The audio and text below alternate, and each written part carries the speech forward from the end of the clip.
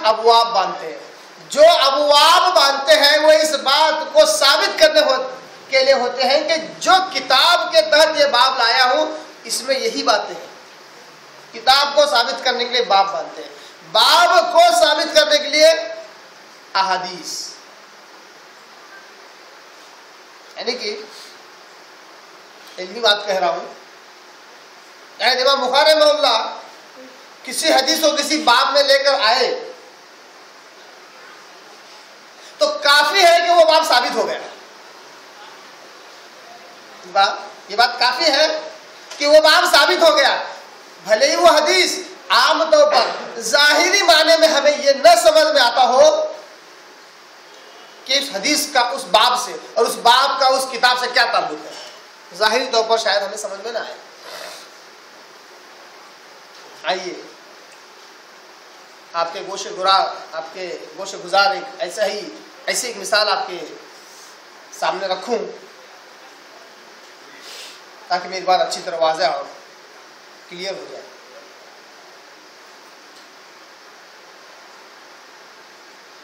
इमाम बुखारी रहमहुल्लाह सही बुखारी में जिल्द अव्वल में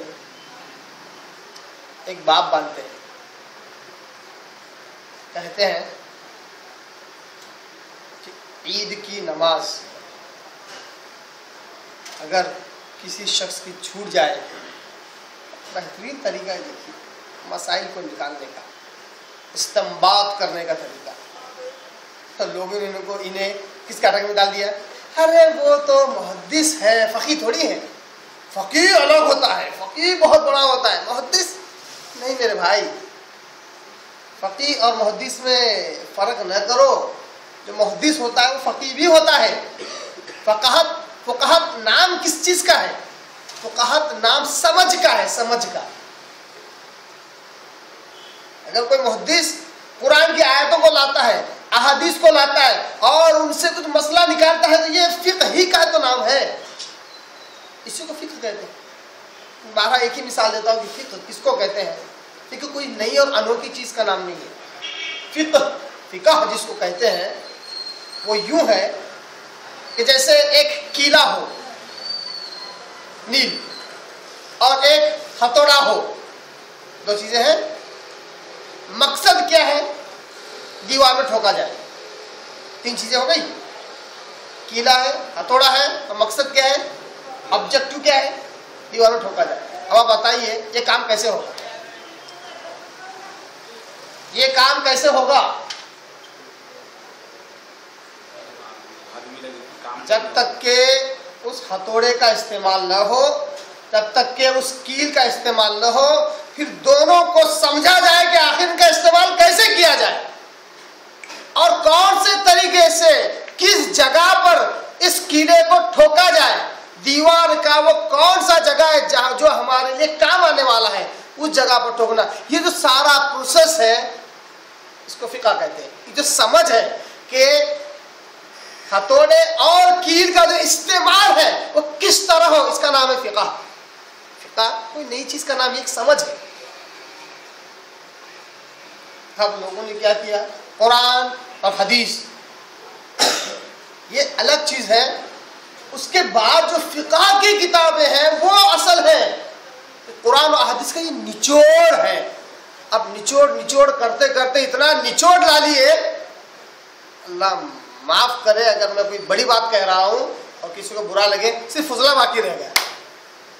क्या बाकी रह गया? निचोड़ते है ना, गन्ने का रस निकालते हुए आपने देखा है किसी को? इतना निचोड़ लिया कि बचा क्या? फुजला। मैं फ़िक़्ह को बुरा वाला नहीं कह रहा हूं। बाज़ किताबों में, बाज़ फ़िक़ही किताबों में ऐसे मसाइल मिलते हैं कि वल्लाह बतला तो बड़ी शर्म आती है, उनको पढ़ते हुए बड़ी शर्म आती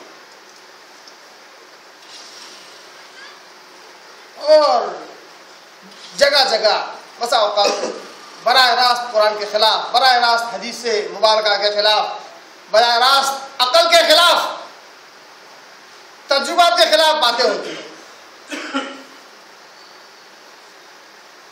अगर ये फ़िक़्ह है तो वाकई ये निचोड़ते सिर्फ उजला बचा हुआ है।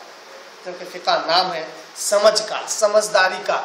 मैं युफ़क़िहु फ़िद्दीन, अल्लाह जिससे कोई भलाई करना चाहता है तो क्या करता है, उसको दीन में समझ दे देता है। ये समझ है, ये कोई अनोखी और नहीं, कोई तीसरी चीज नहीं है। इमाम बुखारी रहमतुल्लाह फ़क़ीह भी है, मुहद्दिस भी है, फ़क़ीह भी है और मुहद्दिस भी है, तभी तो किताब मुरत्तब करते हैं, उसमें बाब लाते हैं। बाब भी साहब इतना प्यारा, बाब भी इतना प्यारा लाते हैं कि जो बाब वो बांधते हैं ऐसा लगता है कि जस्ट एक उन्वान बना रहे हैं, जबकि वो उन्वान खुद किसी न किसी हदीस का निचोड़ होता है। ये कमाल है ना। बहुत ज्यादा इल्म दे रहा हूं, इंशाल्लाह याद रखेंगे तो बहुत फायदा होगा। गलत इस्तेमाल करोगे तो नुकसान भी उतना ही होगा। इमाम बुखारी रहमतुल्लाह अलैह जो बाब बांधते हैं, वो बाब ऐसा लगता है कोई आम जुमला है, जबकि वो भी किसी न किसी हदीस का निचोड़, किसी न किसी हदीस की तरफ उसका इशारा होता है। बाब भी बात निकली थी यहाँ से। इमाम बुखारी रहमतुल्लाह अलैह ने अपनी पहली किताब में, जिल्द अव्वल में, जहाँ नमाज के बयानात हैं, ईदैन की नमाज है, वहाँ पर एक बाब बांधा। कहा कि अगर किसी शख्स की ईदैन की नमाज छूट जाए, जो कि 2 रकात है, तो वो घर में 2 रकात पढ़ ले। ये बाब है ना, घर में 2 रकात पढ़ ले। दलील क्या है?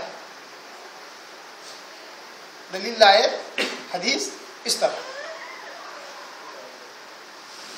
क्या वसल्लम ईद के दिन घर में है, और वो सिद्दीक़ रज़ियल्लाहु ताला अन्हु भी घर में है। चंद बच्चियां दफ बजा रही है, शराब कर रही है, कुछ